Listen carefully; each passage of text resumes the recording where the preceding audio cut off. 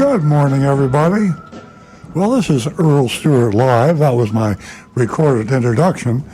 But it's particularly important that I talk to you about something new today that is very exciting. I mean, this whole automotive show we do, I always say it's exciting, and it is. But what's so exciting now is we've got a whole new audience.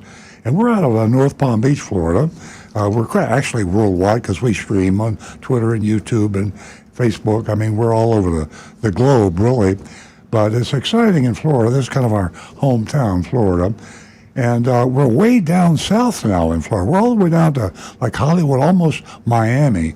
Typically, we've been in the Jupiter, Palm Beach Gardens, Martin County, kind of like the middle East Coast. But now we're all the way down Pompano and Broward County. Very exciting. 4 million. All of Fort Lauderdale? All of Fort Lauderdale. I mean, wow. And we got 4 million new ears. I guess that would be 8 million with there 2 ears per. Yeah, right. So if you've never heard this show, if you're down there in the new land, South Florida, you're going to be particularly interested in this show. We're a show about how not to get ripped off by a car dealer. Now, that's pretty crude. I mean, I know it's insulting to a lot of car dealers, but I use it for emphasis to get your attention. Cars have been sold differently than any other retail product. I mean, you know that. You walk into Publix, you go into Target, you go into an Apple store. It's a whole different experience from going into a car dealership. Car dealerships are like walking through a minefield. And you know that. You're used to it. That's one of the problems. So this show, if you haven't heard us before, and if you're down there in Fort Lauderdale area, Pompano, Hollywood, Coconut Creek, that area south of North Palm Beach Gardens area. If you're down there, you're in, we call it on this show, the South Florida is a Sodom and Gomorrah. It is the belly of the beast.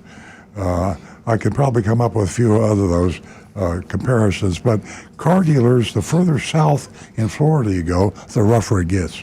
So, boy, you found something that's really going to be helpful to you. And if we're new to you, just give us a few minutes. And in the studio with me, to my left is my wife, my co-host, Nancy Stewart, who helped found this show about 20 years ago. We started out at half an hour, now we're up to 2 hours. And our audience, as I just said, is growing like crazy. She is a female advocate for you ladies out there. Nobody is out there to defend you more when you're buying a car than Nancy Stewart. She has a special offer for first-time new callers if you're female. But you're going to love what Nancy has to say. It will be on until 10 a.m. Eastern Standard Time. So if you haven't heard us before, please listen a little bit. And here's another thing that you're not going to believe. Sitting to my right is Rick Kearney. Rick Kearney is a certified diagnostic master technician. This guy knows more about cars than just about anybody you know. He knows more about cars than anybody I know, and I've been in the business since 1968. Mechanically, robotically, electronically, computer-wise, whether you're talking electric vehicles, hybrid vehicles, combustion engine, Rick Kearney has got all the answers.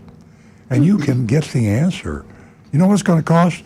It costs you, if you go to a car dealer down there in Fort Lauderdale to get an idea what's wrong with your car, well, it's going to be either an arm or a leg or maybe both.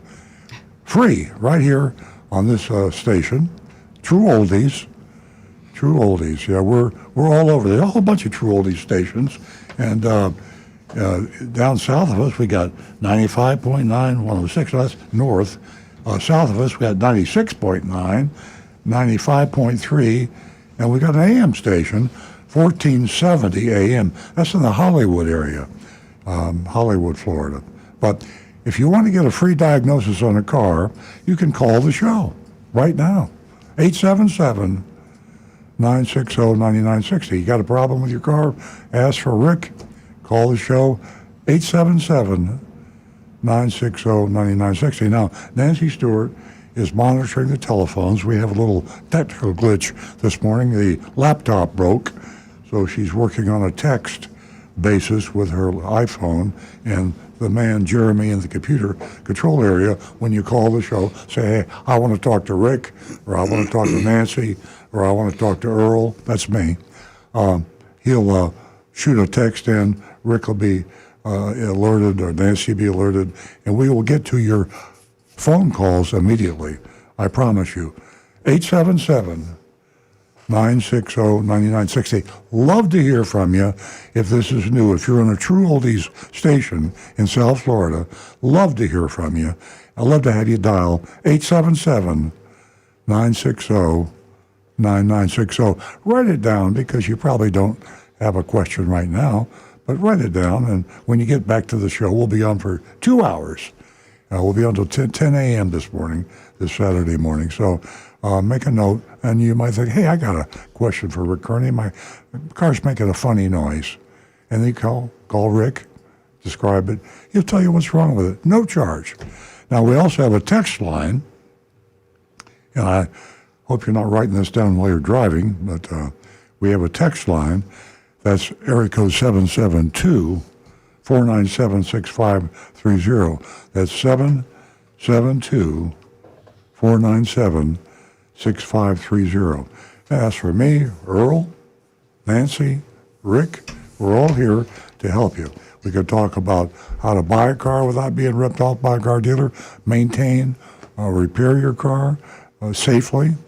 We've got some really good information about financing, how to finance your car safely. So the new dawn is risen in South Florida. Fort Lauderdale, we got Pompano, we got Coconut Creek, we got Hollywood, we got Boynton, we got Boca Raton, all the true oldies stations. You're hearing us for the first time, Earl on Cars, how not to get ripped off by a car dealer.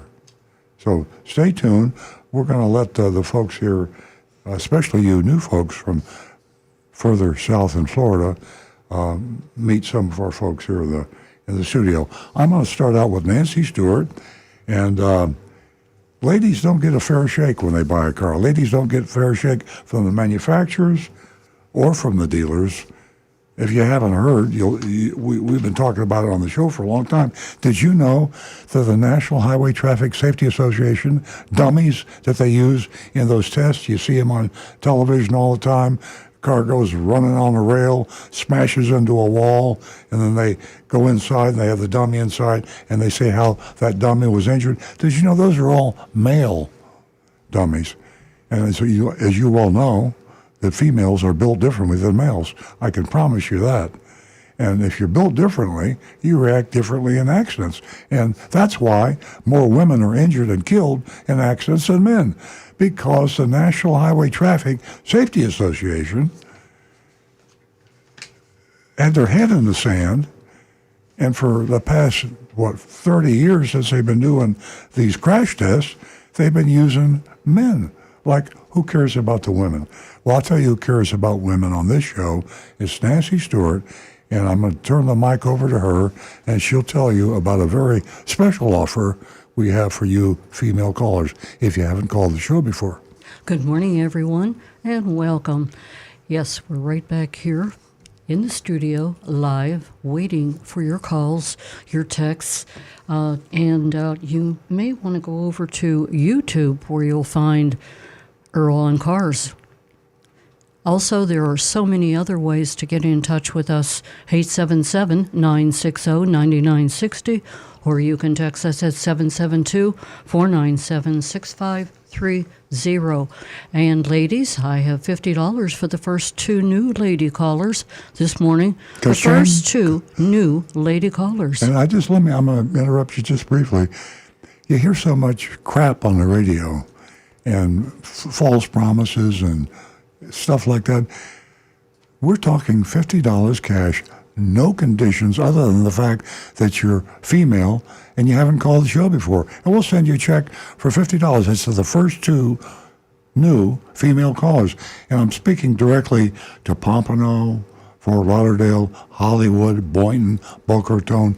We've got a whole bunch of new true oldie stations that we're reaching. 4 million people down there. You ladies, hop on that and you call in 877-960-9960. And if you haven't called before, you're female, 877-960-9960. You know, ladies and gentlemen, as far as what Earl mentioned earlier about these crash tests and the statistics, they are troubling, most definitely. And women are 20% to 28% more likely than men to be killed, and 37% to 73% more likely to be seriously injured. And that's because the cars are designed for men. For all these years, the cars have been designed safety-wise to protect men, not women. And that's really startling. I mean, when you go back that far, you would think that things would have changed by now. So for women, things are going in the right direction, most definitely. But we still have some work to do, and that's the reason I invite you to give us a call. Were you treated fairly? Were you treated with the highest respect? Any information at all that you can share with us would be most appreciated. And you receive $50 for the first two female callers, $50. And for the ladies that have been with us and helped me build this platform, we thank you for spreading the word and staying with us all these years. 877-960-9960. Text us at 772-497-6530. Now back to the recovering car dealer. Yeah, I almost forgot about the most exciting part of the show. And I'm so excited about talking to the newbies down there in South Florida, the 4 million folks on True Oldies. If you haven't tuned us in, we have something on radio that you won't see here anywhere other than this station. And True Oldies, Earl on Cars, Mystery Shopping Report. You heard me right. Undercover Agent Lightning is dispatched to different dealerships all over Florida and the United States. But Agent Lightning will be striking, I promise you, because I dispatch Agent Lightning, and she will be headed south. And she's going down to Hollywood and Boca Raton and Fort Lauderdale, and we're gonna hit those dealers down there. And she goes in, she pretends she's going through the process, leasing a car, buying a car, maybe servicing a car. We don't do enough servicing, but we will. We will. So Agent Lightning, every week for 20 years, has been doing this. Well, not Agent Lightning, but someone like Agent Lightning. She's our current undercover agent. Boy, is she good. By the way, sure is. She was quoted in the Wall Street Journal yesterday. I was interviewed in the Wall Street Journal, and it was on the front page of the finance section. And the reporter, Nora Eckhart of the Wall Street Journal, Nora says she would like to do a complete article on Agent Lightning. Very exciting. So this undercover agent I'm not surprised. She is Yeah. hot. Absolutely. She goes into all these hot She knows spots. what she's talking about. Yeah. And she knows exactly what she wants. She knows exactly how to talk the talk. So, Agent Lightning, and she did it again this week with our Mystery Shopping Report. I'm going to go to our first caller. Okay. And that's Bob from Lake Park. Good morning, Bob. Good morning, everyone. How's everyone this morning? We're great. How was the traffic going down to down south? You had to drive down there, I guess, right? Pardon me? The traffic. Did Oh. you have to drive all the way down south this morning? Oh, it is horrendous. Yeah. See, Well, getting worse. It's a worse. different world when you head that way. I guess. Listen, I wanted to, first of all, I wanted to ask Earl, if I get a sex change operation, would I be eligible for that $50? That's it. Well, Well, It was just I don't a want to thought. be I don't want to be politically incorrect here, but I think you're on the edge right there, Bob. Well, Okay. let's talk about something else. But yeah. let's put it this way. Here's how you can get your $50. You just have a lady friend call, and then you could cut a deal with her. You know, it can go How about one of 50-50. my cats? How about one of my cats? Can I have my cat? Okay, Yeah. listen. I wanted to tell you. There was another Takata airbag fatality. Did you see this? I missed it. I'm glad you called, Bob. Yeah. Where was it? I'm not sure, but it was, the person was driving a Honda, and I know you were doing that quite a bit, and then you kind of got away from doing it. CarMax was fined for selling unsafe vehicles. Did you know that? They just paid a fairly substantial fine. There was an investigation about CarMax selling, and they didn't mention exactly what the problems were, but I got to imagine some of them were probably those Takata airbags. Yeah, Bob, that is accurate, and it disappointed me a little bit in CarMax because we recommend CarMax. They're a good outfit. CarMax hung their hat. Their defense in that lawsuit and their fine was the fact that they disclose that these cars have recalls or other issues, and they instruct you to take it to the dealer to have it repaired. I don't think that's going far enough, and I agree they should have been fined. I think a dealer that has a car on his used car lot that he knows has a dangerous recall should be responsible himself for having that recall fixed. Now, if it's another make car, if he's a Honda dealer and it's a Chevrolet recall, he's got to go to a Chevrolet dealer to get the recall done. But that comes with the territory. It's an expense and it's time consuming. But when you're talking life and death, it should be required. But CarMax says, hey, I told the people about it. I said, as soon as you buy this car, it has a Takata airbag recall. Take it to a name Toyota dealer, Honda dealer, whichever is appropriate, and have it fixed. But I agree with you. They were not going far enough. They should have done it themselves. I got another question for you. I just happened to go on the CarMax site, and I put in the filters. I was looking at cars from 2020 to the current time, to 2022, with 10,000 miles or less. And there was one particular model that they seemed to have a lot of. And I was wondering if you would like to try to guess as to which vehicle that is. Tesla? Yes. And they even had one that you drive. You drive the Plaid. Yes. They had one of those. Yes, they had one of those on there, but they had a lot of Teslas. And I was wondering, what do you think that's all about? Why would people be getting rid of those cars after a year or two with low mileage? Any particular thoughts on that? I think there's a lot of reasons. I think Tesla is a curiosity. It's people are interested. In my case, for example, I started to say, as you know, we got a whole new audience. In full transparency, folks, I am a Toyota dealer. I've had a Toyota dealership in North Palm Beach, Florida, since 1975. So I wear both hats. I'm a consumer advocate.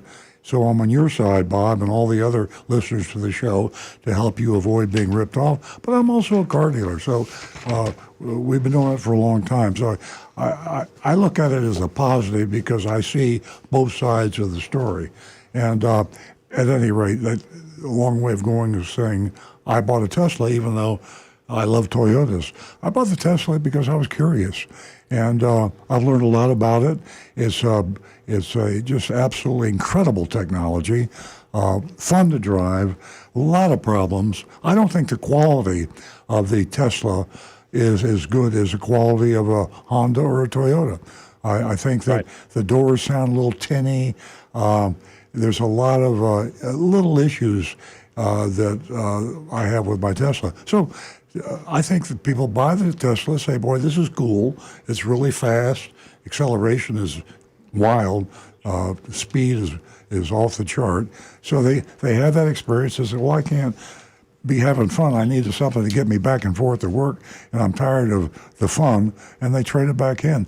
Another reason, Right. Bob, now, is there's that no way of there's no way of knowing. No. But do you think they traded in for another electric vehicle, or do you think they No. go back to an internal combustion motor? Internal combustion. When they traded in, they've had the EV experience. They know what it's like, and it's either for them, it's not for them. In most cases, people are still going to go with the combustion engine. If no other reason, availability and cost. By the way, let's go back to Teslas. I could sell my Tesla for a huge profit right now because of the availability. You mentioned the Tesla Plaid. So a lot of people bought Teslas at the right time, had the fun experience, said, I've had enough fun, and I can also make $3,000 above what I paid for it. So they take it into CarMax and they sell it. So that's one of the reasons they have. This the one I saw. The one I saw on the website was going for $120.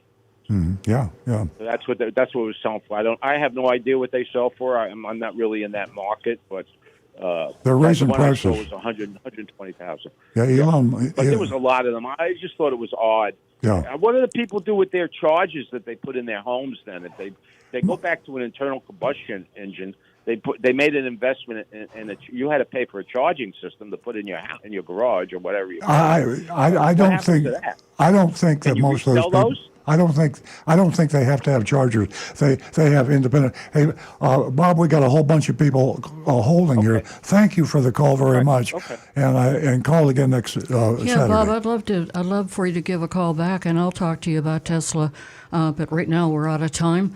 And please, as I said, call back again. 877-960-9960. Or you can text us at 772-497-6530. We're going to go to, I thank everyone for your hanging on, and we're going to try to get to you guys one at a time here. We're going to go to Surrey, and she's in Deerfield Beach. Good morning. Good morning. Welcome. What was the name? I didn't get the name. I've been on for about 11 minutes. I'm terribly... What's the name? No, Surrey? I understand. Surrey, Surrie. Pardon me, Surrey. I was talking to the recovering car dealer. First, I want to apologize for you hanging on so long. We're really covered up with calls. We also have another female caller who's holding. But more importantly, this morning you won yourself $50. And if you stay on the line when we're finished, please give your contact information to Jeremy. That will be the only way I'll be able to get you your check. Happy to do so. Okay. Thank you. What can we help you with this morning? I'm a first-time caller, by the way. Pardon me?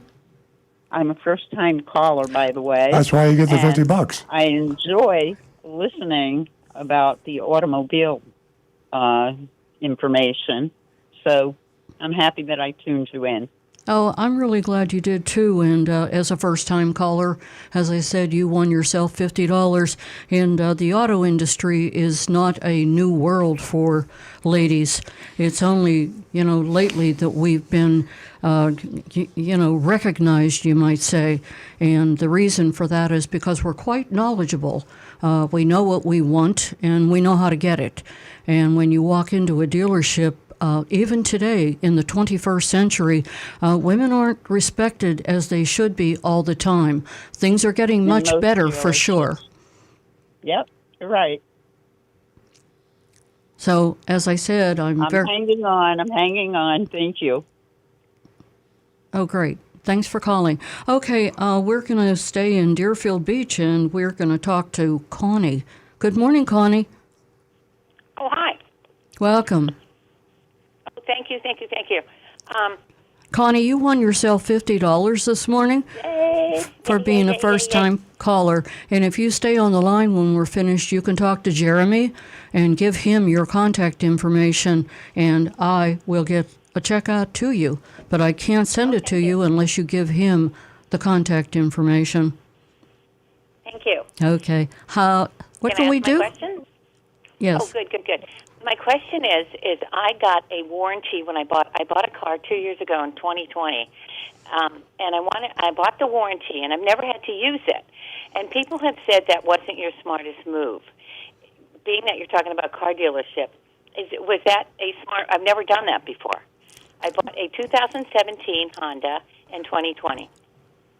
Connie, what was the warranty you bought from the dealer, or are you referring to a factory warranty?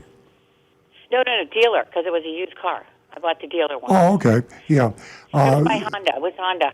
Yeah, this is one of the most common problems and questions we get is with these extended warranties. And a warranty is only as good as what it covers and does not cover. Too often, car dealers, and in many cases, if not most cases, the car dealers design the warranty. They have a warranty company. They decide what it's going to cover on your car and what it's not going to cover, and they decide how much they're going to charge you for it. So my recommendation in general, and for the regular listeners of Earl on Cars, I say don't buy extended warranties. They'll try like heck to sell it to you because they're very profitable. If they sell you a warranty, and I'll just use a round number here, for $2,000, in most cases, they won't have any charges or repairs or cost against that. It's like $2,000 pure profit right away. I always recommend that if you're going to buy even a used car, buy the manufacturer's extended warranty. They have certified warranties. They call them certified used cars. And a certified used car has a warranty of different descriptions. You could get an extensive one or a moderate one or one that's relatively inexpensive, but it covers less. Stick with the manufacturer's extended warranties. Don't buy them from the dealers at warranty, because typically they have too little coverage and too high cost. So if it's Honda, then is that the manufacturer's or is that the dealer?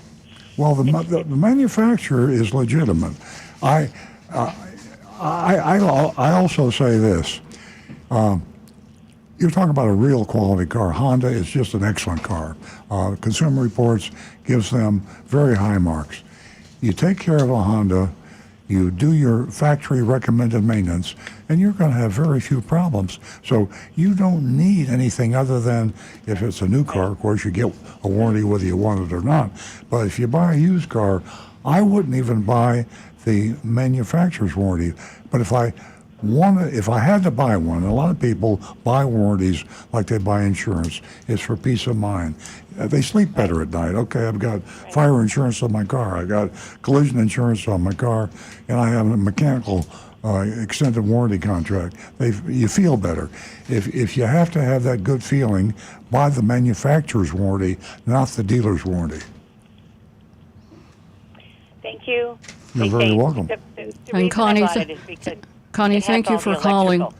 And I just Thank wanted you. to share with you that warranties are big business, and you really have to be careful, as Earl said.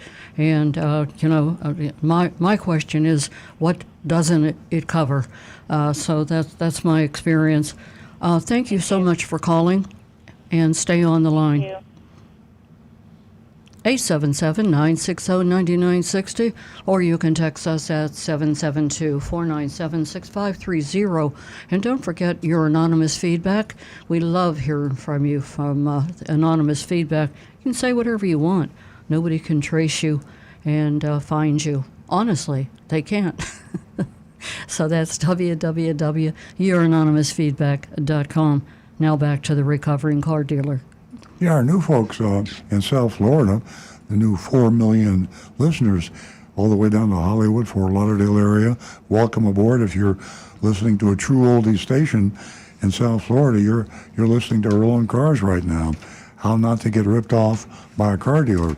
And I want to remind you that we have in the studio here Rick Kearney, who is actually one of our most popular receivers of calls.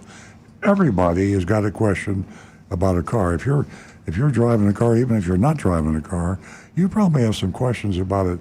I typically say mechanically, but it doesn't apply anymore. You got a squeak, a rattle, or a roll, or a smell. You got a vibration. You got something with the car that's got you worried. Maybe you're getting ready to take a trip.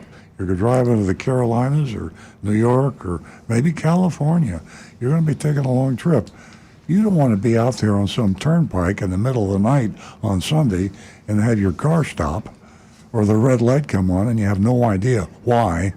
So if you have a little something going with your car and you want to have it right for the trip or whatever reason, call Rick Kearney, and you can just call us on the old-fashioned telephone we have, 877-960-9960. That's 877-960-9960. Now, if you're a YouTuber, if you got your smartphone or your PC, we're on youtube.com/Earl on Cars, and Rick monitors that channel. In fact, we're on facebook.com/Earl on Cars. And I'm monitoring that one too today. Monitoring both of those, yeah. Multitasking. So Rick Kearney, if you would call him or text him or YouTube him or Facebook him, describe a problem. You know, I get nervous. I mean, anytime I get in a car, I'm a car dealer. If I hear something or smell something in my car, I get nervous. If you're nervous, call Rick and describe as much as you can. Hey, if you really want to be high tech, shoot him an audio or a video clip on the YouTube channel. Rick will open it, he'll look at it. It'll be just like you've got the car in the garage and he's there looking at it. It'll be great. It'll help you diagnose, save yourself a ton of money. And as I say, we prioritize our phone calls. Yes, absolutely. You know, while you're mentioning Rick, I have to tell our audience that if you go to YouTube, you'll see that Rick shines pretty bright. And I'll tell you what, the YouTubes that he has done will get your attention. Questions that you just ask yourself, and you say, am I the only one asking that question? And it would probably be pretty difficult for somebody to answer this question. Not Rick. He goes into great detail. YouTube, I mean, it's just amazing. Go over there and check Rick out. We're going to go back to the phones, and we are going to talk to Curtly in Boynton Beach. Did I pronounce your name correctly? Yes, that is correct. Oh, well, good morning and welcome. Good morning. My first time at least calling in. I listen to your show, so this is great. Wonderful. Thank you for listening. What can we do for you this morning? Yeah, I have a 2019 Volkswagen Tiguan. It was on a 39-month lease, and it's got about 16,000 miles on it now. The lease is coming due in a couple of weeks, and I can purchase it for about $15,000 or a little less, including sales tax. So I think I'm going to buy it. And really, my question is: I understand there's been a lawsuit to some of the dealers that are trying to overcharge when you turn them back in, and I just wonder what y'all thoughts on this, and what extra charges might I run into once I get into the dealership? Boy, I can't tell you how much I appreciate that question. That was on my topic of getting to our new audience, and you're part of our new audience down south in Boynton. Yeah, there was a lawsuit, multiple lawsuits, and the good news is that the dealers and the actual manufacturer finance arms, leasing companies, are settling. They were wrong. They were definitely breaking the law. There's the Consumer Leasing Act of 1976, and a reporter, a great reporter for WPLG Channel 10, you probably get that where you are, Jeff Weinseer, he did an investigative reporting expose of what's going on. He had a lot of complaints calling him. People like you would have a lease car, the lease would come up, and they decide they want to exercise their option to purchase the lease car. And when they go into the car dealership, Gunther Volkswagen, by the way, you mentioned you had a Volkswagen. Gunther is one of the big offenders. They settled out of court. And I believe Volkswagen Lending was also sued, and they settled out of court. They were adding thousands of dollars in extra fees, which were profit to Gunther, in violation of the Federal Consumer Leasing Act of 1976. So they got caught. They were exposed by Jeff Weinstein at WPLG. He interviewed a lot of people, and the problem in those areas where the dealers were sued, or the leasing companies were sued, has been fixed. But a lot of folks, and there are a lot of dealers still doing it.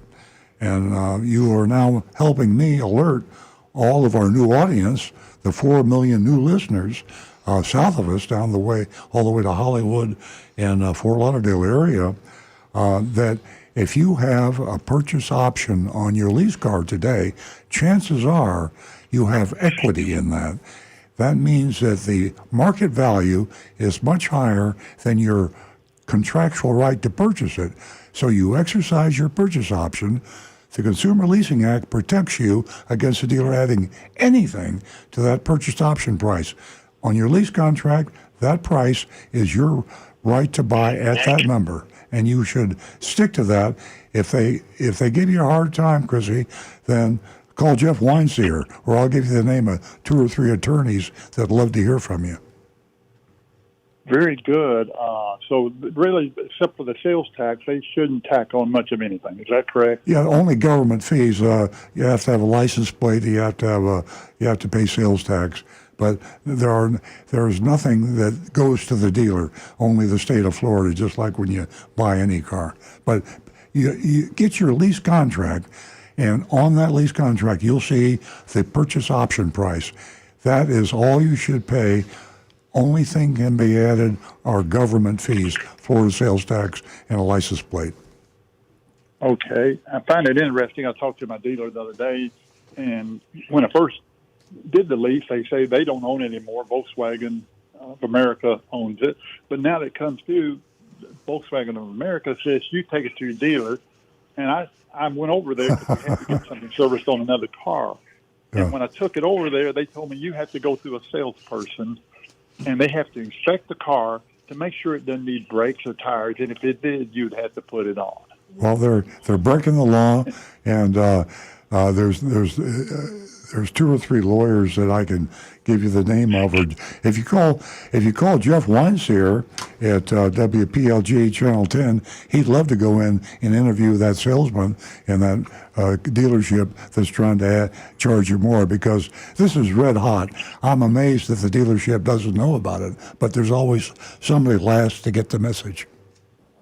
Yeah, I appreciate it. Yeah, it's and the car, of course, was $16,000. I've serviced it regularly through them. It doesn't need tires. It doesn't need brakes, and they know it.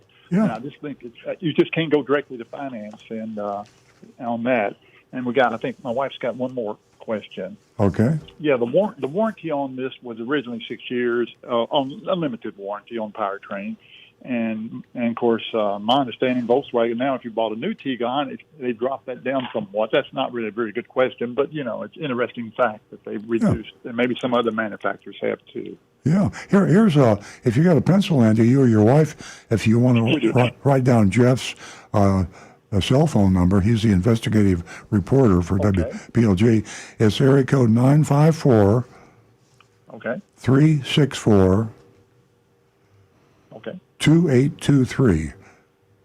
954 364 2823. Jeff Weinseer, Weinseir, investigative reporter, WPLG Channel 10. Yeah, and again, if you buy this general, I guess, but if you buy a lease out, which I've never done before, the warranty continues on just yes, it's 6 it was on the sticker. Correct? Yeah, the warranty goes with the car, so you got whatever warranty left sticks with it, and you still have that coverage.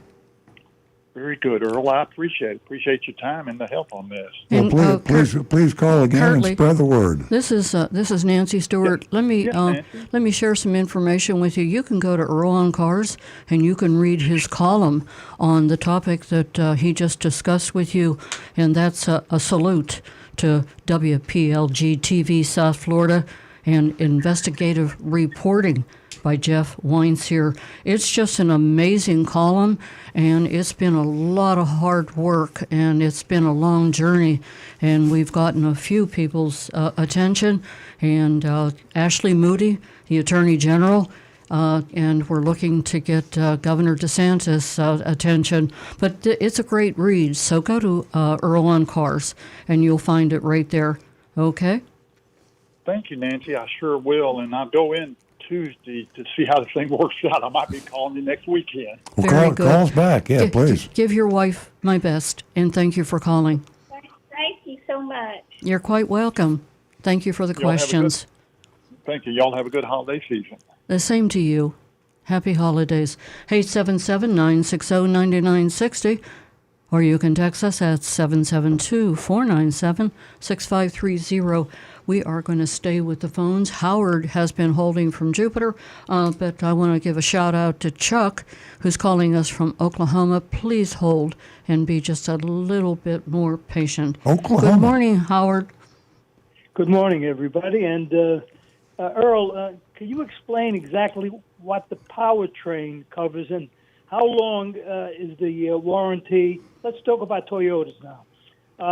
First of all, what is the powertrain? Can you explain that? Well, Howard's okay if I flip that over to Rick. The only answer I have, and then he'll extrapolate on that, is the powertrain are the lubricated parts of the car from the front to the back. But I probably messed that up. Rick, you give him the. Yep.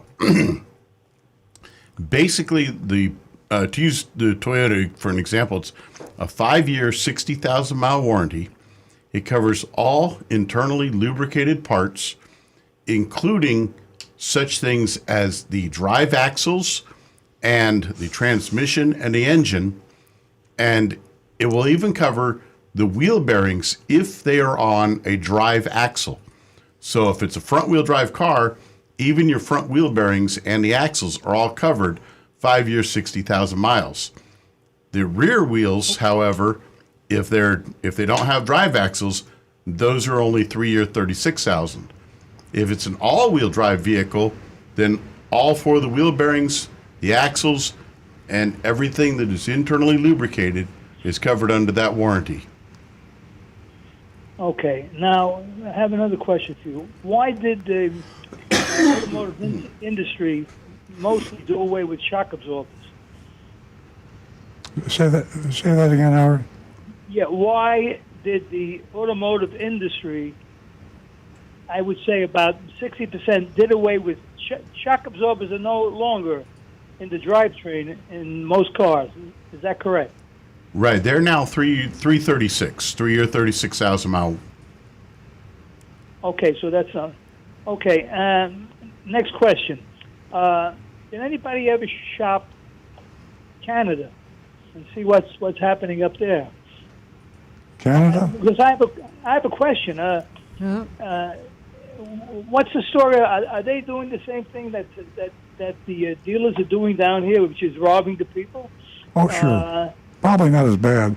The Canadians seem to be a little bit more gentlemanly in their ripping off of their customers. But I know a lot of Canadian dealers, and interestingly enough, they send a lot of their managers and dealer principal trainees to Northwood University in Michigan and in also Palm Beach County. Yeah, they're usually not as rough in Canada as they are in the United States for some reason. I guess it's a cultural difference, but they basically do the same thing. You have to be careful when you're buying the car in Canada. They apologize while they're hitting you with the dealer fees. Actually, okay, one other question. I remember years ago that after 2 or 3 years, I had to adjust the headlights because the suspension changed a little bit. So what happened is that I would drive into a garage, and I would aim my headlights, and there would be a screen, and a guy would be adjusting them. That's gone. Is that correct? It no longer happens, Rick? Yeah, we don't really do much in the way of headlight adjustments. Most of the suspension now in the cars, they don't get that same sag like you used to get on the older cars. The springs hold up a whole lot better. The struts and the shock absorbers eventually will start to break down, and you'll get a little more bounce out of the car, but you don't get that loss of ride height or that change of the angle that would require your headlights to be re-aimed often. The only ones that I wish would do some serious aiming are these guys that take pickup trucks, raise them up and jack the suspension way up, and then of course their headlights now become a lethal weapon into your eyeballs. Some of those need to be... Yeah, that would be my next question. Why are they doing things like that? because they can. A lot of people just they see a car as something that they've got to make it personalized, so they'll raise them way up in the air until they practically need a stepladder to get in and out of them. As a matter of fact, there was a trend for a while on what was called the Carolina squat, where they would lower the suspension in the back and raise the front, so the back end of the truck sat super low, the front sat super high, and that actually was made illegal in a lot of states because it made it to where you literally could not see things directly in front of the vehicle, and it made it incredibly dangerous to drive. So a lot of states have now made that completely illegal. That's good to hear. Yeah, I was in California last month, and they have lowriders. Yeah. The opposite. Yep. I don't understand that either. Yeah, it's all very amazing. No, you should go on YouTube and look at the videos of the guys that have the hydraulics, and they'll have competitions where they have the cars leaping into the air. Yeah, exactly. It's- Howard, it's impressive. I want to thank you for calling. We have so many calls backed up. Okay. If there's, yes, I understand. If there's I one more understand, question, but just one more question. If you're going to get an extended warranty, get it from the dealership. Don't get it from like Toyota. Get it from Earl. Don't go to these companies that advertise on television. I don't know I forget the names, but am I correct? Oh yeah, just like the email, television, direct mail solicitation. Everybody's going crazy selling auto warranties, and most of them are not worth the paper they're printed on. They're rip-off scams. Never ever buy anything online or over the television or the telephone. If you have to buy a warranty, use the manufacturer's offered warranty, but don't buy it from the dealer or from one of these other companies. A lot of these companies are out of Las Vegas. For some reason, they don't seem to have many laws in Las Vegas as far as ripping people off by telephone or any other way. So if you look, most of these solicitations are coming out of some sort of a boiler room in Las Vegas. But don't buy these warranties. they should be outlawed, most definitely. And there's so many vulnerable people out there that get ripped off. And Howard, we want to thank you for your call, and we'll talk to you next week. Okay, thank you. Have a good day. Thank you. We're going to talk to Chuck, who's calling us from Oklahoma, and Mike and Aventura. Please hold on. Good morning. Good morning, Chuck. Oh, good morning, Nancy. Thank you for holding. Happy belated birthday and happy holidays. Oh, thank you.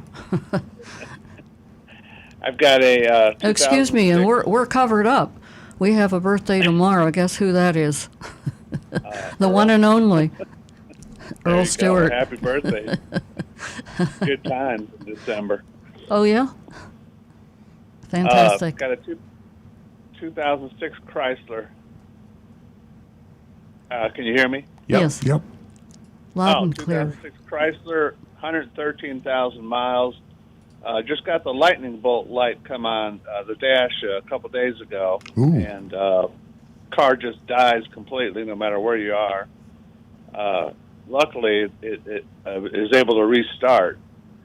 So what happened, got it home, and I think it went one more time at a light, it died, and restarted and got it home. Anyhow, I called because of the questions. I always go on YouTube to try to see what's going on with this dashboard lights. It's a red light that's got a lightning bolt that comes in the middle of it. And so the ones I saw said that, well, when it comes on, it has something to do with the throttle control and also the computers that control, your gas going into your, what we used to call carburetors. Now it's probably fuel injectors. Mm-hmm. But anyhow, it said, well, what you can do is turn your key to the on position. Don't turn your car on, but turn it to the on position, depress your gas pedal all the way to the floor, then let it all the way up, then turn the key off, and then start your car again, and that might reset the computer. What you might know that I don't know is they said, well, the problem people have is that unless your check engine light comes on with your lightning bolt light, they can't even diagnose what the problem would be. Whether it's a throttle replacement part or whether it's the computer and the dashboard part that has to be replaced. So I was going to ask, is it possible that maybe that light just came on, and because I did the on and off thing, that would completely fix the problem? Or how would you go about getting that resolved if it happened to you? That certainly sounds like a possibility to me. Unfortunately, I'm not very familiar with Chryslers anymore. I know they used to have it where you could cycle the key a certain number of times, and the check engine light would blink as a Morse code to tell you any diagnostic trouble codes. But now even that system has become severely outdated. Chuck, you've done a lot of research, sounds like, online, so you probably looked in the chat rooms and the Google and the rest of it, and apparently nobody knows the answer. Yeah, I would have to check with the Chrysler mechanic on that one, because And he probably doesn't know either. it's possible. You know, what you'd really have to do is have a Chrysler technician from the factory, and the chances of him knowing are probably better than anybody else, but they might not know either. It's just, to me, this whole diagnostic alert that in all cars, Chryslers, Toyotas, they're like, it's like trying to read Chinese. And why don't they just say in plain English or Spanish or whatever your language is, in plain written language, this is what's wrong with your car. They give you a code, or they give you a symbol, or a combination of codes and symbols. They try to make it difficult, so you have to go to the dealer and pay a lot of money. Right.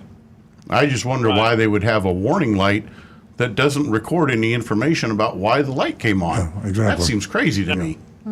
Well, that's the thing that the one guy said, well, don't let the guy try to sell you a computer when it's not the computer problem. It could be a small, minor thing that only costs us a little amount of money. But I just kind of wanted to call to let people know that just because your red lightning bolt light comes on, they have a thing that's called limp mode. So you could actually restart the car and drive it off the side of the road or get to the next exit. Right, yeah. You know, Most cars will try to have a limp mode for if something fails like that, it'll still give you the chance to at least drive at a slower speed to get the car out of a dangerous situation. Yeah, I have a limp mode, but without causing damage to the car. When I get out of bed in the morning, I have a limp mode. We've all got that one. Yeah. Yeah. Well, I appreciate your information. I'm sure I'm going to end up going to the mechanic and having to plug it in to see if he could find anything. They say if it keeps happening, some people say, well, it could actually clear it with that key thing, and you might be good to go and not have to worry about it. But I just thought maybe you guys had seen that happen and people had cleared it and never had to get a part replaced or something like that. Yeah. Well, thanks, Chuck. I'd love to hear from you in Oklahoma. Yeah, call us back and give us fill us in on what took place. I will. Thank you very much, and have good holidays. Thank you. Happy holidays. Have a great weekend. We are going to talk to Mike down in Aventura. Aventura? Why, Morning. you're way south. I'll tell you, this Hi. This coverage map that I'm looking at, Mike, it's just amazing the number of people that we're reaching in that area. Thank you so Good much morning, for calling. Earl. This is a voice from out of the past. I don't know if you remember me or not. I used to listen to you back when you were on WSWN. Oh, wow. That was my goodness. 15 years I'm ago. the blind guy that was interested in We were all going to driving get together. I remember now. Yeah. Yeah. Yeah. What I was wondering is, are they making any new laws where they where the cars have to have some sound to it so you'll hear it coming by? That's an interesting question. They did. They jumped on that big time with the hybrids and the Prius, and now they don't. I'm driving a Tesla, and which I had. You mind if I digress back? Because I do remember you very well. I was very excited about the fact you're blind, sight impaired, and you're just a dynamic, bright guy, and you contribute, and you've got a real niche in society because you can't drive a car. And I was talking about autonomous cars, and we were going to try to get someone pick you up in this autonomous car so you could say, take me to a true oldies station in North Lake Boulevard in North Palm Beach. And it would be so cool that would happen. Well, we never did it. But now, Mike, I am driving a fully autonomous Tesla. Self-driving. Nancy and I came to the studio this morning, and that car, I have a sign on the back because when I'm doing full autonomy, I want other people to know that that I'm not driving the car. So it would make me comfortable if someone told me this guy isn't driving the car. So maybe we'll figure out a way to do what we talked about. Would you be game to coming all the way to the studio in a fully autonomous car? I sure am. Wow, we'll talk. We'll have to give us your contact information, and we'll talk about this for another show. Yeah. Okay. Mike, do you know how to get in touch with me? No, how do I get in touch with you? Okay, Mike, I'll tell you what. Why don't you just jot my number down? 561 386 6498. And this autonomous driving is another world. I can't even explain it to you. There are no words until you get into the car. It's just amazing when I drive or Earl drives. There's something new to learn every single time, and you must remember. I do. I must remember that I am not in my Avalon. Okay, the number one more time is 561 386 6498. 98. And your name is your name is I'm Nancy. I'm Earl's wife. Oh yeah, I remember you. Yeah, we talked. We talked a lot. By the way, I have a friend of mine who may be interested in buying a car, either a used car or a new car. Okay, great. You can use that phone number. Okay. All right. Okay, this will be exciting, Mike. We'll follow through on this and get you into an autonomous. All right. An autonomous car. Okay, do you have any other questions? No, that's about it. I just want to say, how many stations are you on now? Are you still on? We're on 95.9 FM, 106.9 FM, right? 103.1 HD3. Right. We're also on 96.9 FM, 95.3 FM, and 1470 We're everywhere. AM. We're everywhere. Oh yeah. We're in Palm Beach. We're in Broward. We're in Martin. We're in we're in St. Lucie. We're in Glades, Hendry.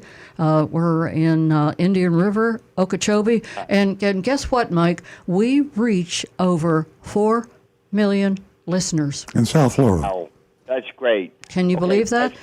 Mike, I mean, this is a real flashback. We just walked down memory lane. I can't believe that it's been as long as it's been since we spoke with you. Right. 561 384 386 6498. Yes. Okay.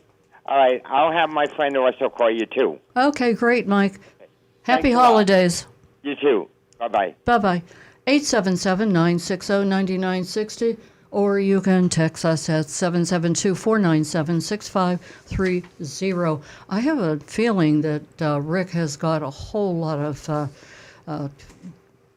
Facebook messages. We've got some texts come in. YouTube, everything. Let's do them. All righty. Well, we'll start right off with Anne-Marie. Stu loves to have Anne-Marie's first one every day. Good morning, Anne-Marie. Thank you. And she says, good morning. And this fits right in. I'm looking forward to the day when autonomous vehicles are totally reliable and all a person needs to do is input the destination and the vehicle will safely deliver you to that location using the best route as dictated by geography, weather, and traffic conditions. One, how close do you think engineers and programmers are to achieving that level of sophistication?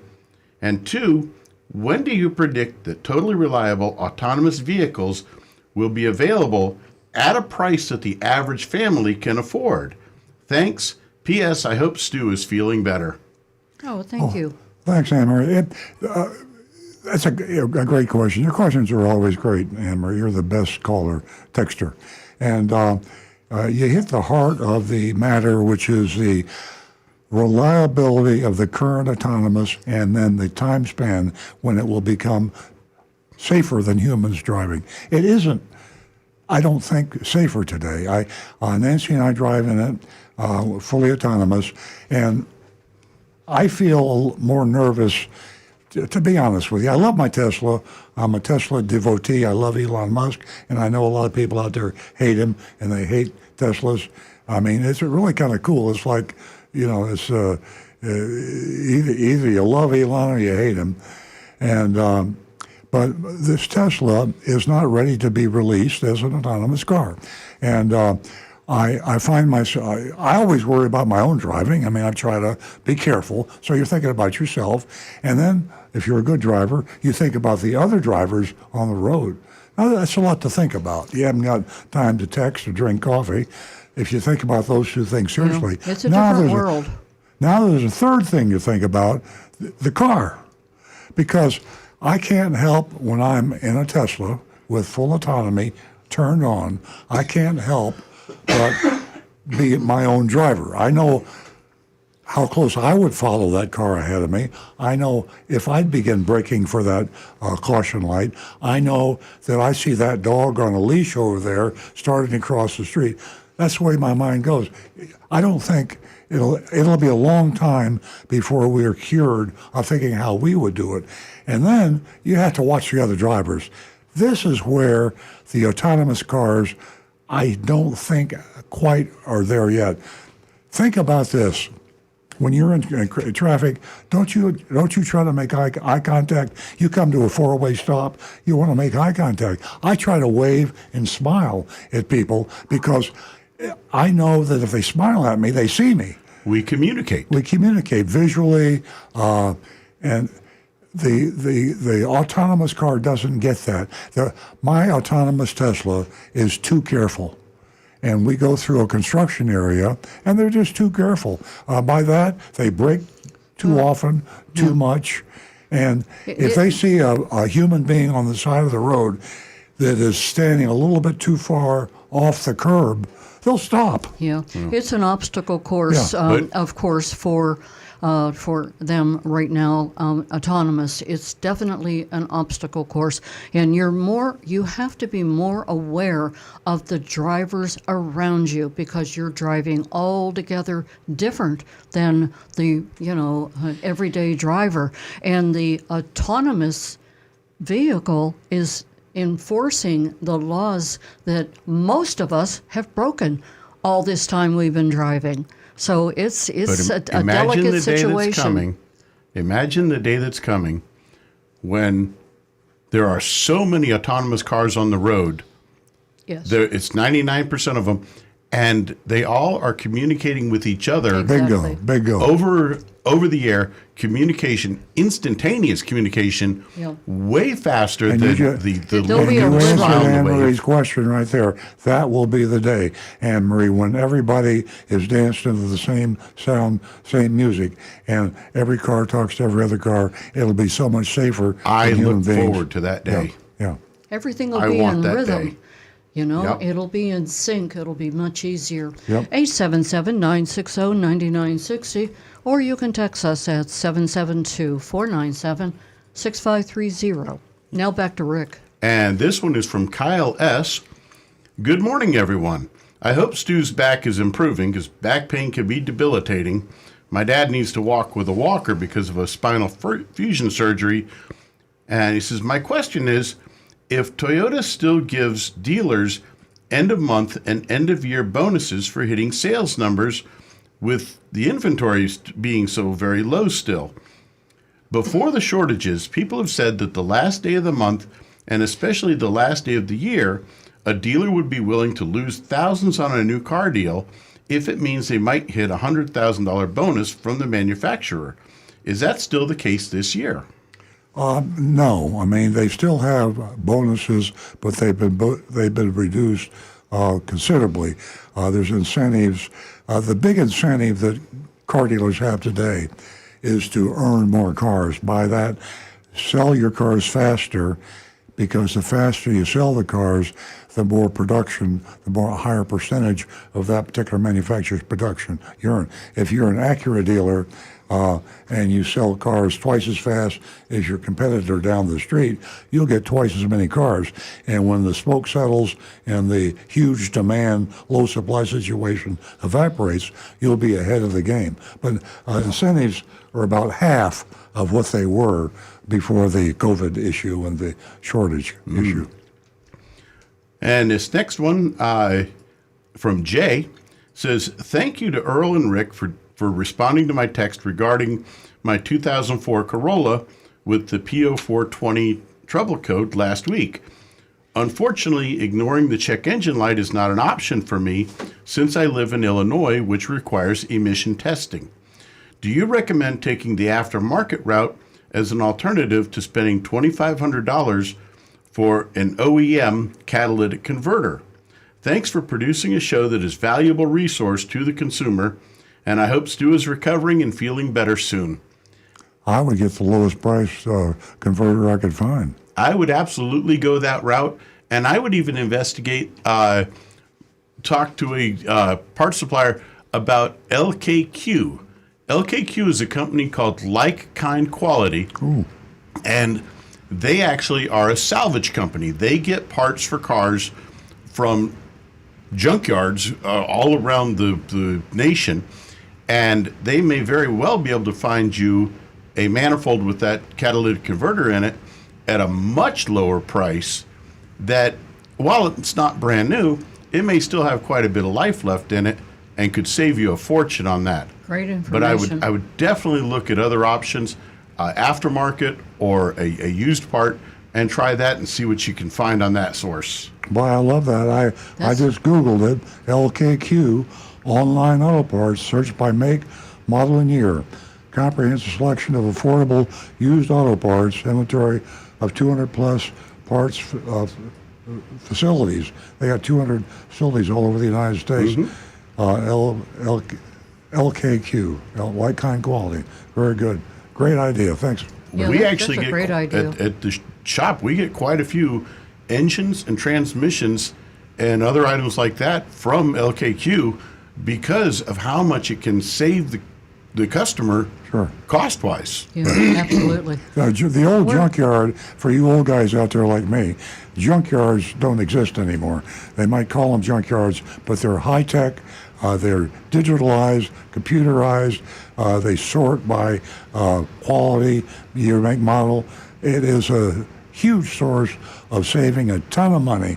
Never buy an OEM part new if you can get a good quality, like kind quality of a rebuild. Recycling. Recycling. Well, Yeah. the greatest recycling. feeling in the world back in the day was going to the junkyard, and it saved me so much money. It was unbelievable. Good place to hide a body. Rick, So- I'm going to Can have be. to interrupt you. We've got a bunch of calls backed up. Alrighty. Have you wrapped that last text up? Is there any? Yep. But we've got some others, but they can hold. Yep. Okay, we are going to go to Denise, and Denise is calling us from Singer Island. Good morning, Denise. Good morning. Welcome. How are you? Thank you. How did you find out about our show, Denise? Well, I found out a few weeks ago from a friend of mine that listens all the time, and I actually called in 2 weeks ago to tell you about an experience I had with Napleton on North Lake Boulevard about my tires and a blowout, and how their customer service never really fixed the problem and lied to me, and I had a confrontation with their manager. But in the meantime, I took the car where I bought it to Wallace in Stewart to see if the service was going to be any different. And actually, it was a little better, but the first time I brought it in to see if they said they had to inspect the wheel and see if the insurance would pay for it. And while they were inspecting for 2 hours, I was called into the new car place so they could sell me a new car, or convince me that they had these great deals, which they did. It was amazing how the price kept fluctuating down. But I did want to buy a car, and turns out I had to go back a second time because they didn't really, look at the tire well enough to submit a claim. And I was there 2 hours, and the final result was they were going to submit the claim but didn't think that it would be paid for because I had wear and tear on the tire. So anyway, I came away thinking, well, they're all the same. And the guy told me, if you want us, we have a guy that can fix everything, and he doesn't charge that much. So going through all of that, hours with Wallace and then Napleton, I'm really discouraged.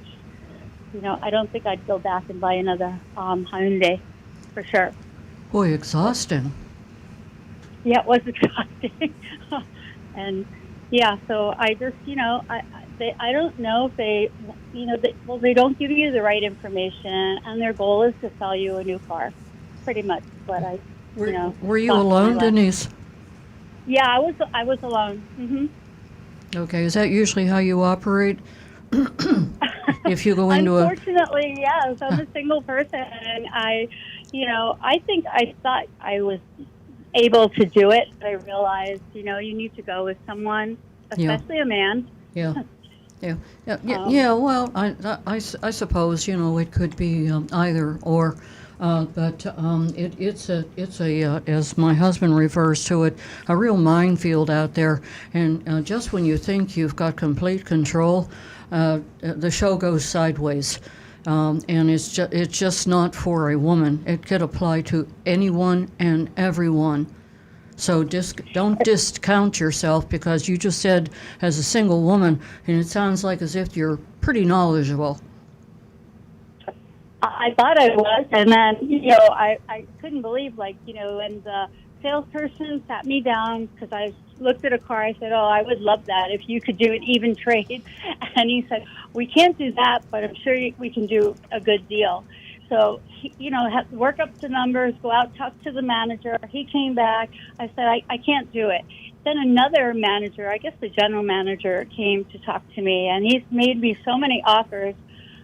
If I wanted a new car, I wouldn't have refused, but I was like, why are they doing this? You so willing, And at the end, I said, listen, I'm not interested. I like my car. I don't want, a new car where I live on Singer Island. And he's like, well, that was like a waste of time. And I said, okay. Honestly. So anyway, that I wanted to tell you, how I followed up on that, and how, it's really difficult. Like you said, I have to go with someone. Absolutely. There's, all the time that they spent. We're in desperate times. Everybody wants to sell a car. And even if you don't need it or you're not financially ready for it. Denise, I can't thank you enough for calling back and following up. We certainly appreciate it. Well, thank you. Thank you for listening to me. We'll listen to you anytime. Thank you for doing this. Yes. All right. You're quite welcome. Give us a call again. Okay. I'll give you another follow-up. Okay. Yeah, that'd be great. We can't have enough follow-ups. Well, thank you so much. You're welcome. Great day. You too. Have a great weekend. 877-960-9960, or you can text us at 772-497-6530. John, thank you so much for holding. John's calling us from Palm City. Good morning, John. Good morning to everyone. I'll be brief with all the backup for phone calls. Oh, thank you. The first important call that was made of the day was involved with the Honda Takata airbag. The incident happened in February 22nd, 2020, this year, and it happened in Bowling Green, Kentucky, and the driver was killed immediately. What happens is the ammonium nitrate, which sets off the airbag, is inside a metal canister, and it ruptured, and the shrapnel killed him. It's sad, but people are not looking into the recalls. They can get it done free at the dealer, and this is one of the cars that had the recall on it. And government statistics so far show 33 worldwide people have been killed with the Takata airbag problem. 24 of those alone were in the USA. So we stress the importance of checking out any recall, whether it's Takata or anything, on any car that you own or you tend to buy. So that's briefly what I want to mention. This happened in this year in Bowling Green, Kentucky, and the driver was killed instantly. Amazing. And in this whole topic of, the airbags, it's been kind of, so to speak, side. Consumers are paying attention, but thank you so much for bringing it to our attention. That's what this show is all about. Thank you guys. And thank you for listening. We're going to have our mystery shopping report, John, from, I believe, Mercedes of Palm Beach. So stay tuned for that. We are going to stay on the phones, and we're going to go to Bob, who's calling from Pompano. Good morning, Bob. Good morning. How you doing? Good to see you guys on the air. I have a question. I'm looking at trading in my S-Class Mercedes for a new one, and they have something called four-wheel steering. What is the skinny on that? Is that a recommended thing, or is it problematic? It's apparently relatively new for that car. There's been a few other models of cars that have tried this in the past, and due to various reasons, those cars just didn't really take off very well. Four-wheel steering, I can see it being a functional thing, as electric steering has now become a main thing over the old hydraulic power steering. So who knows? This feature, maybe its time has come. But imagine a car that literally, when you turn the steering wheel, all four wheels are moving in conjunction, and it's going to cut down the radius of your turns, the amount of space needed, dramatically. I mean, we're talking about performance cars, basically. Yeah. I mean, for a commuter car, going point A to point B. But if you're looking for a fancy, sports car type of feeling and a racing type of a car, four-wheel steering is the ultimate. It's safer, it's more flexible, but it's also a lot more expensive to buy and a lot more expensive to repair. I'm not sure that you're going to see a whole lot of them on the road, but if they perfect it, my guess would be Mercedes would probably be a really cool experience to drive. As far as the expense is concerned, it's another issue I wanted to bring up briefly. Yeah. I went to trade this car. I have a 2016 Mercedes, the Zino series. It's fully equipped. I went to trade it in.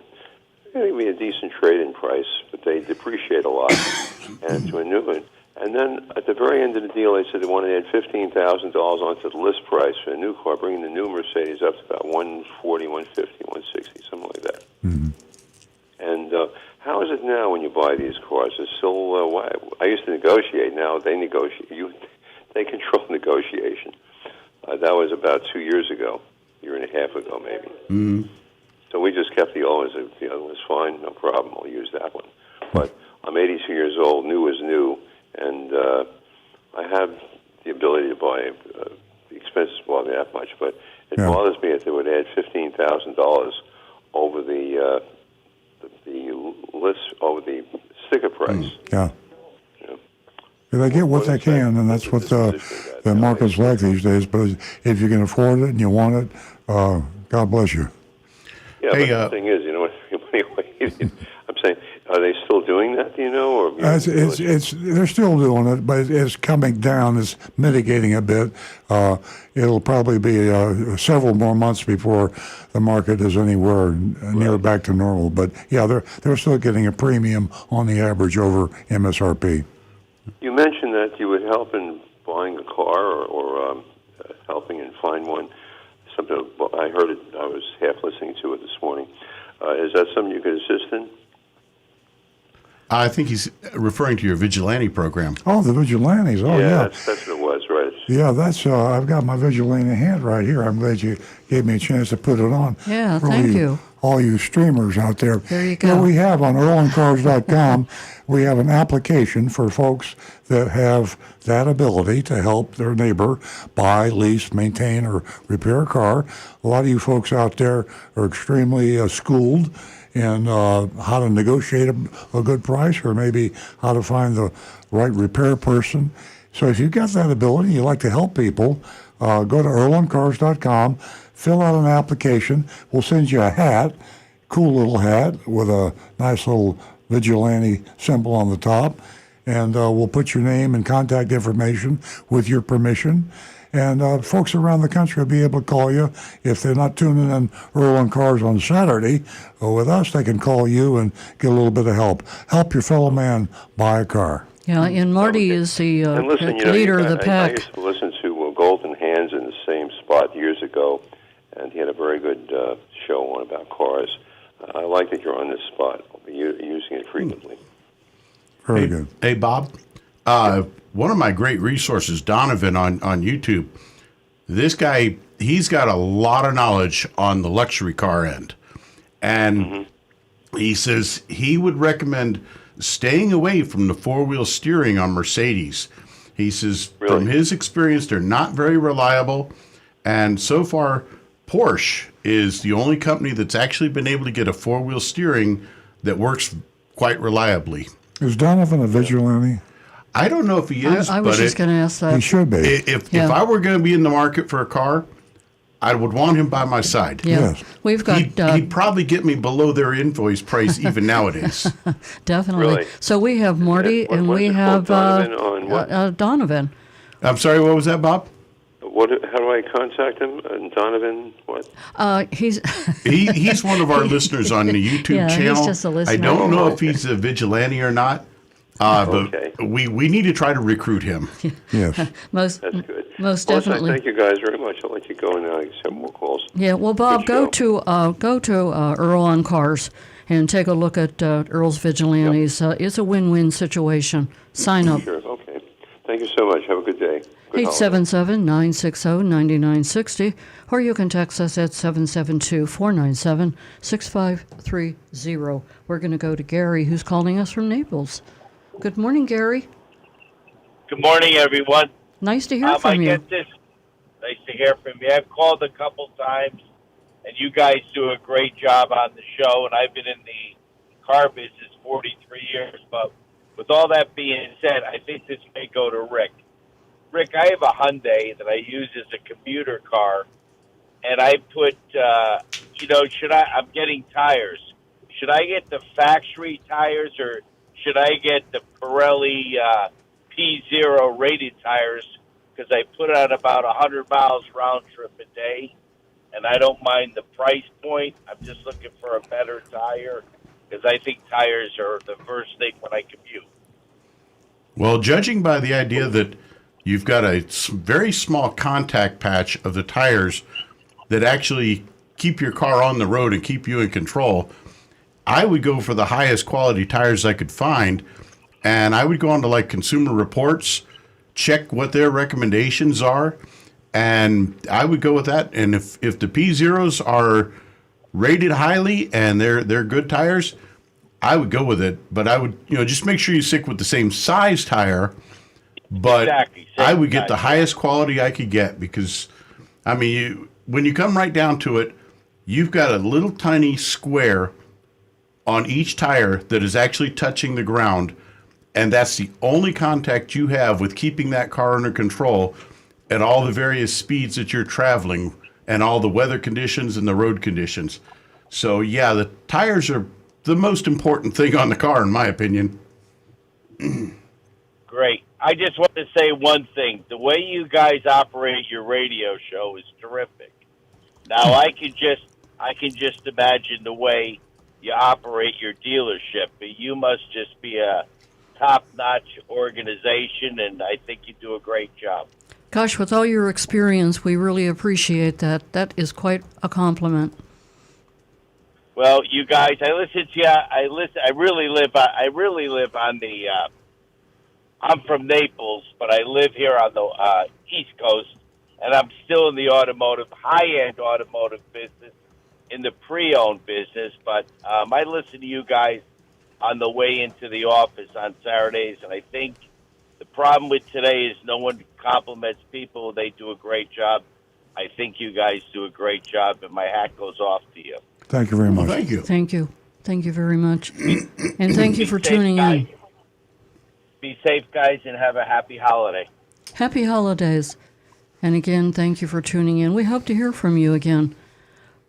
We're going to go back to Rick. I think you've got a whole lot for us down there. Okay.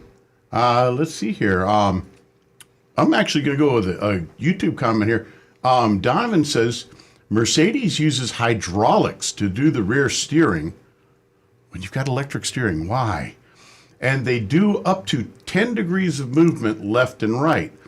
Porsche uses an electric motor to turn the rear wheels, but only up to about 4 degrees, and it puts a lot less stress on things. Doing a lower degree of movement and using an electric motor is far more reliable. Very true. Steve Maggs is commenting here. He says, in my opinion, in general, Mercedes-Benz isn't noted for reliability. As such, four-wheel steering only adds to an already very complex car. Buyer beware. I got to agree with that one. Yeah. Oh, and on our other channel here, Kyle in Pennsylvania had asked, if our dealer gets a trade-in, a Honda, for example, with a Takata recall, can our shop fix it, or does it need to be sent to a Honda dealer? Honda dealer. And that is the case where each car has to go to its specific dealer. As a matter of fact, as a Toyota dealer, we can't even do Lexus recalls. Even though Toyota and Lexus are basically the same company owned by the same top end, Lexus has to go to Lexus, Honda has to go to Honda, Audi to Audi, and The only exception I know of is large national rental companies are able to have warranty certified technicians under their employ for the different manufacturers. So Hertz, for example, would be able to do a Takata recall as an exception to the rule. Right. Okay. Now this one is from Bob. He sent in a photo of a newspaper clipping here. And in it, I'll go just for this little short section. Earl Stewart, who owns a Toyota dealership in North Palm Beach, Florida, recently expanded training sessions for his workers, pushing them to respond to customers quickly and ranking them in comparison to their peers. He even dispatched undercover shoppers with code names like Agent Lightning to test staffers. I'm very disturbed because my salespeople have become order takers, he said. And that is from Bob, and he says, keep up the good work, and I hope Stu is feeling better. Yeah, that was in the Wall Street Journal, and I'm not going to be real popular. I'm kind of afraid to go back into the dealership now, but I'm not blaming my sales force for this. I'm blaming it on the situation. We have a radical change in our culture, our environment, the pandemic, the microchip shortages, the war in Ukraine. The world is topsy-turvy, and the car business went upside down. Not enough cars to sell, prices off the chart, and there was no more salesmanship involved. Salespeople, frankly, now are, we have over 2,000 cars on order at our dealership. And if you walk into my showroom, you'll see very few people walking around, because if you want a car, you do it online or you do it by telephone or text. So the art of salesmanship, the art of what you normally experience from an honest, good, quality salesperson doesn't happen anymore. And we need to get smart, get retrained, and get back to the way things will be, because they will come back to normal one day. Yeah, absolutely. I'm going to interrupt Rick for a minute, and this Wall Street Journal. This is a very, very interesting, and Earl will share it with you in just a couple of minutes. We're going to go back to Rick. Okay. This one is from Wes. I have a lease that matures in February. Why/how am I getting mailings from various dealers and manufacturers that know my payment amount, etc.? Unfortunately, it's a matter of public record that's able to, I guess, depending on state laws, there's a surprising amount of information on consumers for what they buy, drive, and so on and so forth. Okay. And sometimes they guess. I mean, the warranty companies, I notice, will say, okay, the average mileage is this per year. You bought the car at this time. Do the arithmetic. You probably got about this amount of miles. So sometimes it's a guess. And this one is from Johnny. He says, according to this, you may not have to go to the dealer if you're buying out a lease. Now let's see here. Depends on the make. Some leasing companies and some manufacturers allow you to go directly to the manufacturer. Others are still requiring you to go through a dealer. If you have to go through a dealer, be aware they will try to jack the price up. And we had a caller from, I believe, Pompano earlier in the show that was talking about that very thing. And well, this one is from Volkswagen. He's got an article here, or I guess it's a clip from a website from Volkswagen Credit, where they're asking what are the steps to complete the purchase of a vehicle, and it shows how to get the agreement package and make a check payable and send all this in to the Volkswagen Credit, and that would take care of your lease. Yeah, coincidentally, I say tongue-in-cheek, Volkswagen Credit was a subject of the lawsuit in South Florida.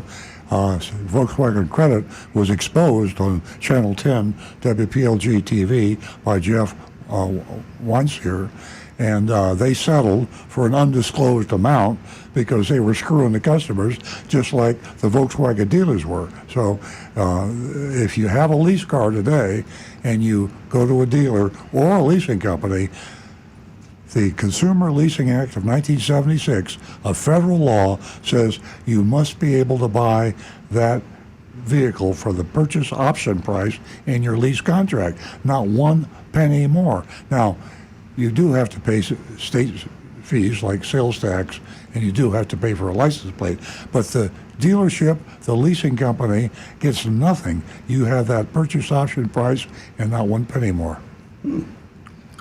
And this one from Mark in Palm Beach Gardens. He says, to the young lady from Singer Island, you should have been encouraged to use Earl's Vigilantes. Thank you. Mark, we got to agree with you there, buddy. Thank you, Mark. You know, we've got to, let me mention something I haven't got around to that I should.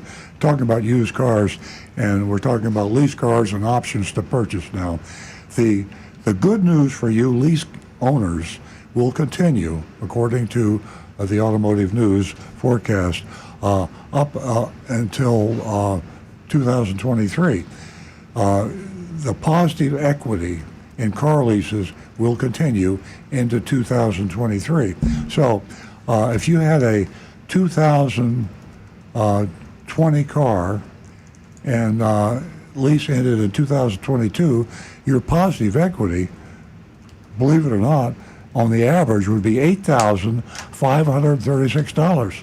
So if you leased a car in 2020 and your lease was up in 2022, you could make almost $9,000 profit over your purchase option price.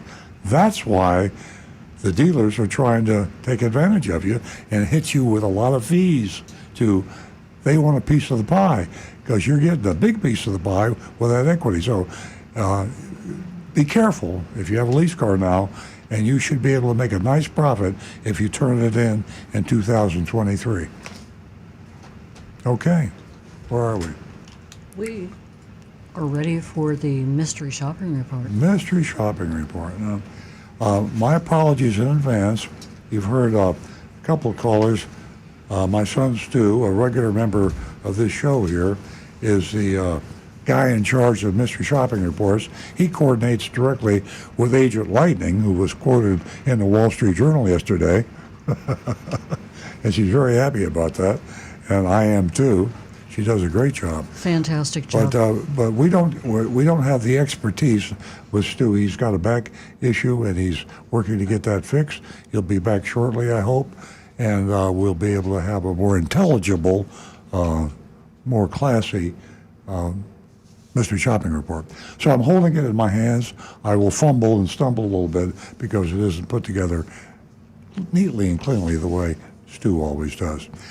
We shopped Mercedes-Benz of Palm Beach, and once again I address all you new listeners for True Oldies in South Florida, all the way from Aventura and Pompano and Fort Lauderdale and Hollywood and Boynton and Boca Raton. I mean, South Florida, we got you covered, and we are doing the mystery shopping reports. You can rest assured we will be sending Agent Lightning down to Hollywood and Aventura and Pompano, all over. We're going to be hitting all those dealers down there. In Florida, the further south you go, the worse the treatment by the dealer gets. We call it the belly of the beast, or the, what did I say before? The something. Yeah. Oh, Sodom and Gomorrah. Sodom and Gomorrah. We're going to hit Hollywood, Fort Lauderdale. They're rough on you down there, folks. And Agent Lightning It's a warning. is going down there. So you True Oldies listeners, stay tuned. Next Saturday and every Saturday between 8 and 10, we're live on the radio in South Florida, and I promise you lots of mystery shopping reports. And you dealers down there, I know you're listening. We are going to send Agent Lightning in, and she's going to go through the whole car buying or leasing process, and she's going to tell it like it is.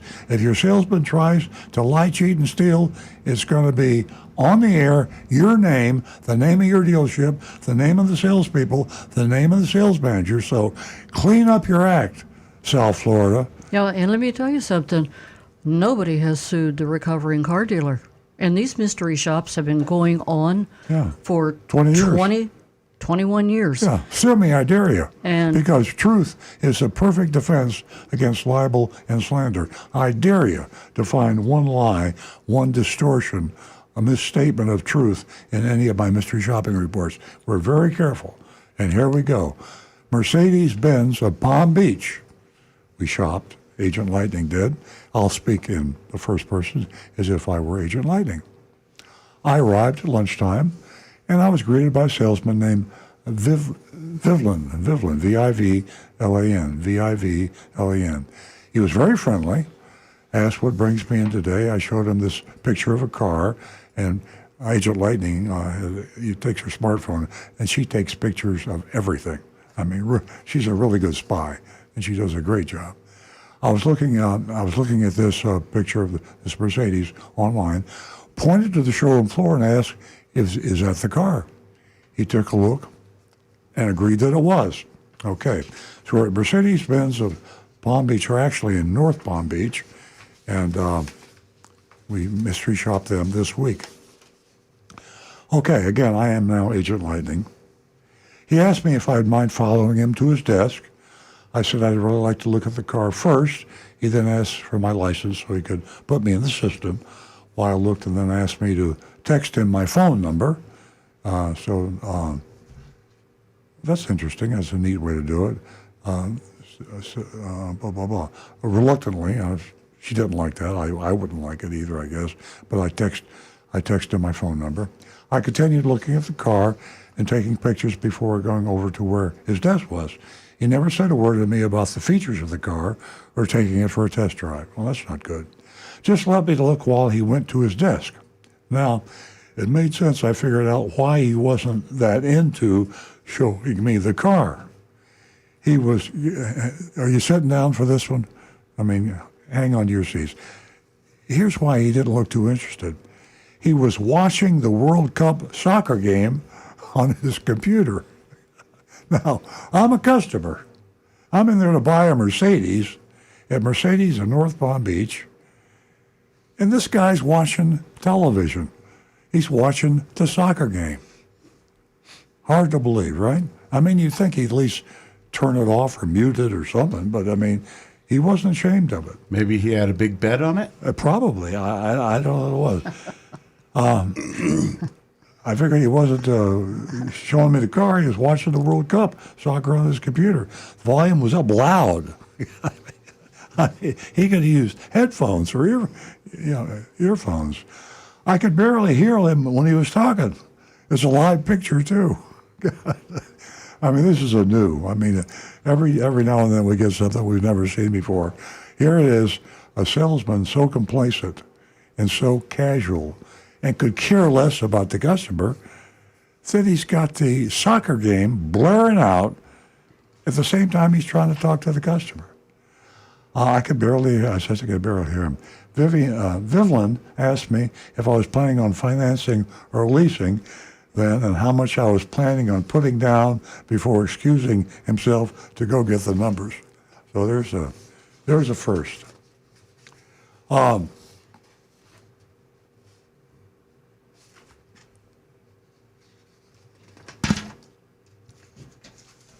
Yeah, now I got confused. I told you I was on going to that get last sheet, you can look for Croatia and Brazil. Okay, I saw that. Yeah. We're in the final minutes. Okay, Croatia and Brazil. The reason I got confused is Agent Lightning was talking about the soccer game, and I'm reading the report. It says Croatia and Brazil. I said, what the hell has Croatia and Brazil got to do with this? Anyway, that's what it is. Croatia and Brazil were the final minutes. He actually walked away to go give me the numbers when Brazil missed, hit the crossbar, and lost. He left the live streaming on while he went for numbers. A few minutes later, he returned with his worksheet. Here I'm making a purchase, second largest purchase of my life, and I'm in a Mercedes dealership, so I'm paying all the money. That might be the first largest purchase. And I'm nervous, and this guy's watching the damn soccer game. You get more attention at McDonald's. Unbelievable. Okay, I hope the owners of Mercedes of North Palm Beach are listening, because Vivian is not treating your customers right. Okay, back to Agent Lightning again. He asked me how soon I was planning on buying and what I thought about the price. I said, well, soon, and is that the best price you can do? He smiled and said, times are a bit different now. He said that there aren't as many cars available. He then asked me if I had a number in mind. I said, well, of course, everyone wants the best price. I'd love to be able to get it below MSRP. Do you think that's possible? He then said that if he goes to his sales manager now and just says she wants the best possible price, he's going to say, well, that's it. He suggested that if I'm ready to sign papers now, to give him a number. I want a number. This is old school, man, old school.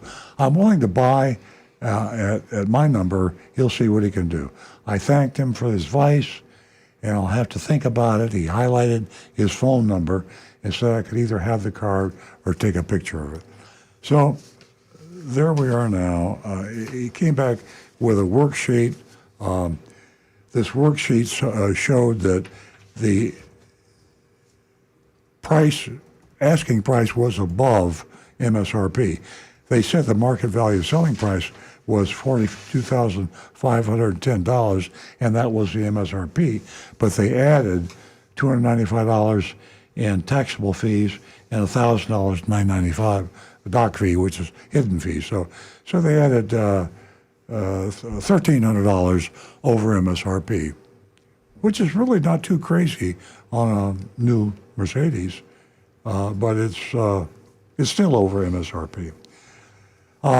That's pretty much the story. I don't know what we have a precedent set for someone watching a soccer game with the volume turned up at the same time he's trying to sell a $43,000 vehicle. I don't get it. Interesting. I do get it, and this fits in perfectly with a few comments we've had earlier and my comment about my Wall Street Journal article. Salespeople in car dealerships are complacent. They're making too much money. They're not having to sell because there's a shortage of the supply of the vehicles that they're selling, and they can ask just about any price they want and get it. and they're making big money. Car dealership salespeople are making. A good salesman used to make $10,000 a month. That's pretty good, right? $10,000. Now a good salesman's making $30,000 or $40,000 a month. So everybody's getting rich. The dealer's getting rich. The salespeople are getting rich, and they're complacent. So what's this guy doing? He's watching soccer. He comes to work. He turns on the soccer game, and if a customer comes into Mercedes in North Palm Beach, they're bothering him. That's the reason he's got the volume turned all the way up. Hey, I can't hear the game. You're talking about this car. I can't hear the game. And that's literally. He wasn't even interested in taking Agent Lightning for a test drive. No, didn't want to. He didn't want to leave the showroom. He was watching the soccer game. Exactly. Probably had a bet on the game. Anyway, there we are. We vote on these shopping reports, and you folks down there and true oldies that are listening in South Florida, 4 million of you have been added to our audience. I'm so excited. If you're listening to 96.9 FM or 95.3 FM, 1470 AM, if you're in Hollywood, Fort Lauderdale, Pompano, Boca Raton, Boynton Beach, Wellington, West Palm Beach, we cover all of South Florida now. If you're listening and you want to vote, you can text us. It's 772. I forgot this text number. Yes, folks, I forgot to mention before the mystery shop, your vote is very important, and you can vote at 772-497-6530. Yeah. 772-497-6530. Vote on the mystery shop. And you it vote, is Mercedes-Benz of Palm Beach. And we vote A to F just like in school, but we vote on the curb because we don't have any perfect car dealers, just like there's no perfect anybody, and particularly with car dealers. So if there was a good experience, comparatively speaking, with other car dealers, then you give them a B or a C plus, maybe an A. They're very rare, but we don't look for perfection. We grade on the curve. So please text us, phone us, YouTube us, and we'll start with Rick. Okay. We've got Jonathan in Wellington. World Cup takes precedence over a car sale. Automatic F. Walk out now. Mark in Palm Beach Gardens. Dear sales manager, time for a new salesman. D-. Let's see here. Oh, they are just coming in. Tom Steckel. F for the salesman. C for hidden fees that they'll sock her for. Wayne Veit with an F. Tim Gilliland, doc fees still gets a D. Scott Hunter, C. Fees weren't too bad, but soccer game watching, F. Rocky Blockatiel, the price wasn't all that bad, but having the game on's a deal breaker. I give him a D. Brian Sedlacko, F for the salesman, C for the dealership. Mark Ryan, D on the deal, and an F for the sales rep. The dealership should terminate the salesperson so he has all the free time he needs to watch soccer and look for a different job. Mark Smith says, I concur, D-. Lance Cavett says, Earl Stewart for Congress. I think you're too honest for that. I couldn't pass a background check. No, I was evil in my younger days. They dig up a lot of dirt on me. I'd never make it. Mark Anderson, Mark from St. Louis, pathetic salesman. I would give him a yellow card, D+. Joseph Kelleher, F. Negan 1, F, no. Oh, and our buddy Donovan, I would have just walked away at this point, total F. For me, salesman obviously gets an F on that one, and the dealership, I would say, well, they didn't really do anything egregious there, so I would give the dealership a C, but the salesman, he gets an F on that one. Yeah, I think the salesman's in trouble. In a way, I feel bad because we exposed it, but maybe he deserved it. I have a feeling that he's going to be disciplined for his behavior. So, Nancy, what is your... I'm going to give the salesperson an F, and I'm going to give the dealership a D. That's reasonable. I'm going to go a little higher with the dealership. I'm going to give him a I'm going to give them a C. But I give Vivlin an F as a salesperson. He shouldn't be selling cars. You have to have a little respect for the customer. Even if it's easy to sell a car, if you want to take a break and watch a soccer game, maybe that's okay. I don't think it's a good idea. If you walked into an Apple store or if you walked into Costco and you're looking for help and you saw the salespeople watching, the soap operas or the football games, I mean, it will leave a negative impression. So I think Vivlin needs a leave of absence to get his mind right. But I'm going to give Mercedes of Palm Beach. I'll give him a C minus. Okay. And Kirk in West by God, Virginia, Mercedes of Palm Beach, red card on the World Cup. This joker earns a solid F. Okay, there you are. And now let me remind you, we're going south. We're going down to Hollywood, Fort Lauderdale, there's no dealers in Boca Raton. They don't like car dealers in Boca Raton, but they have some on Boynton, I believe, and Pompano, maybe not Pompano either. Delray? One or two. Delray, absolutely. But definitely Hollywood and in that real South Florida area. How about Fort Lauderdale? We mentioned them again. Yeah, Fort Lauderdale, absolutely, yeah. So be ready for us. We're coming. Agent Lightning has been dispatched. Absolutely. One last grade just came in from Martha Gillespie Beeman. Salesperson F, dealership C minus. Yeah. There you go. Okay, ladies and gentlemen, thank you so much for joining into Earl Stewart on Cars. And for our new listeners, we just love you being aboard. And I think that you're going to love us. And we try to entertain and educate week in and week out, but we also depend upon you to educate us. We'll be right back here Saturday morning at 8 a.m. So stay tuned next week